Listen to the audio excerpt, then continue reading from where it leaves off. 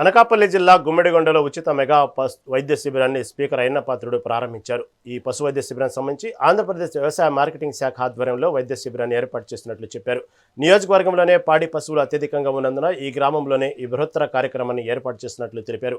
పాడి ఉత్పత్తిని మరింతగా పెంచడమే ఈ మెగా శిబిరం ముఖ్య ఉద్దేశమన్నారు. ఈ శిబిరానికి రైతులు తీసుకొచ్చిన పశువులకు ఉచితంగా పరీక్షలు నిర్వహించి అవసరమైన మందులను ఉచితంగా అందజేస్తామని వెల్లడించారు.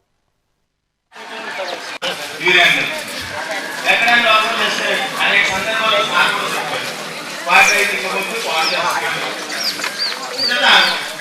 శాస్త్రవేత్తలు కానీ వ్యవసాయ అధికారులు కానీ వెటనరీ అధికారులు కానీ పాలు పెంచాలి.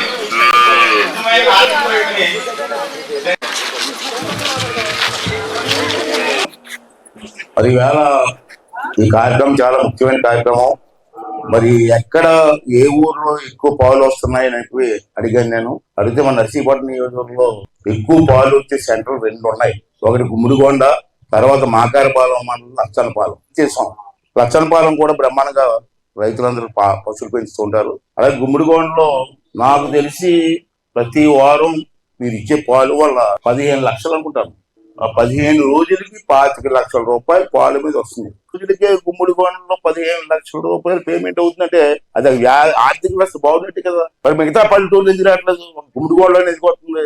ఇక్కడ ఉన్న రైతులు కొన్ని శ్రద్ధ అక్కడ లేదు. మళ్ళీ నెక్స్ట్ లక్షణపాలలో ఎందుకు వస్తుంది? అంచేది ఎన్ని కారణాలు ఉన్నాయి. రెండోది ఏంటంటే ఒక ఆవుని కానీ ఏదైనా కనిపిస్తేప్పుడు మనకు తెలియని జబ్బులు వస్తూ ఉంటాయి. మనం డాక్టర్లు కాదు, మనకు తెలియదు. కానీ రైతులు తెలిసిపోద్ది. ఆవును ఉదయం చూసినట్టునే అది నీరసంగా ఉందా లేదా, డల్లగా ఉందా, హుషారుగా లేదేంటి అంటే హుషారుగా లేదంటే ఆవు ఎదగానే ఏదో ప్రాబ్లం ఉందని మనకు అర్థం అవుతుంది.